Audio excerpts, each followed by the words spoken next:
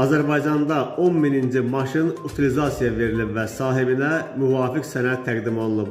Bu barədə Təmiz Şəhər Açıq Səhmdar Cəmiyyətindən məlumat verilib.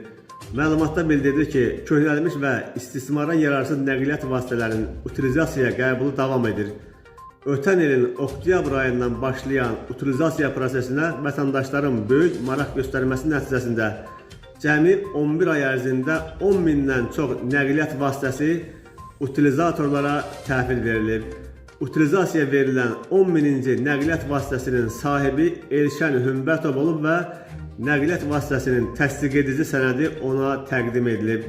Bu günə qədər utilizasiya edilmiş nəqliyyat vasitələrinin təsdiq edici sənədləri əsasında vətəndaşlar 589 ədəd yerli istehsal yeni nəqliyyat vasitəsini güzəştlə əldə edib. Eyni zamanda 803.000 manatadək bir dəfəlik ödəniş ərizəsilərin bank hesabına ödənilib.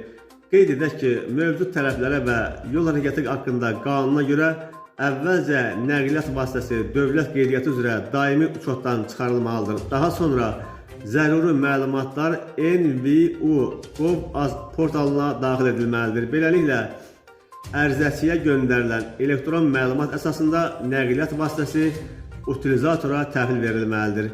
Nəqliyyat vasitələrinin utilizasiya təqdim olunması könüllülük prinsipi əsasında aparılır və məcburi xarakter daşımır. Hazırda Təmiz Şəhər Açıq Səhmdar Cəmiyyəti tərəfindən reyestrdə qeydə alınmış 3 utilizator var. Bunlar Bakı, Gəncə şəhərləri və Abşeron rayonunda fəaliyyət göstərirlər.